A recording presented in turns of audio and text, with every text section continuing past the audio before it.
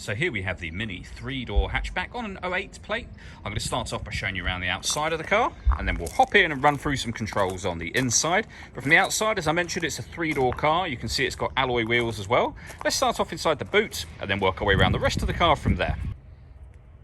As you can see, given the size of the car, we have plenty of boot space, which can be extended with that 50-50 split folding rear seat as well. Okay, so we're just going to work our way back round to the front of the car, and then we'll hop in and run through some controls on the inside. But now that we've done a full circle of it, you can see it's in excellent condition the whole way round.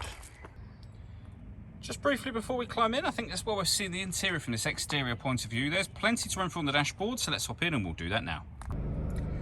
Okay, now that we're inside the car, we're going to start with the dials. We've got the rev counter, as you can see, the digital readout for the speedometer within that. And below that, the total miles for the car, which is 74,691. You can change the information that's displayed above that by pressing a button on the end of the indicator stalk for various bits of fuel economy and trip computer information. If we work our way over into the middle of the car, you'll see the main speedometer and the fuel gauge for the car. We then have the stereo. So there's various menus available down here. We have an audio menu where you'll be able to access your radio, CD player and auxiliary input. We have the main menu where you can make adjustments to the onboard computer.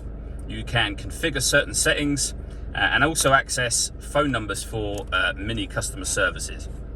Under the computer heading is where you'll find fuel economy figures and other trip computer information, as you can see. We have the main volume for the stereo as well, which is just here, along with the CD player, and then the air conditioning. So you can determine the fan speed and temperature, the direction that the air is being distributed in, just here.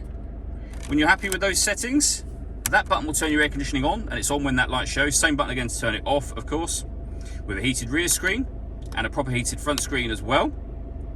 That button recirculates the air that's inside the car. That's a great way of heating it up or cooling it down quickly, depending on the temperature you set. Below that, we have electronic windows for the driver and passenger. We have rear and front fog lights and deadlocks.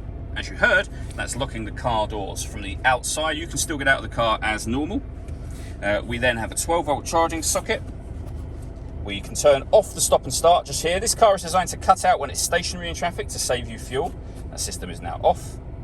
And we have a 6-speed manual gearbox.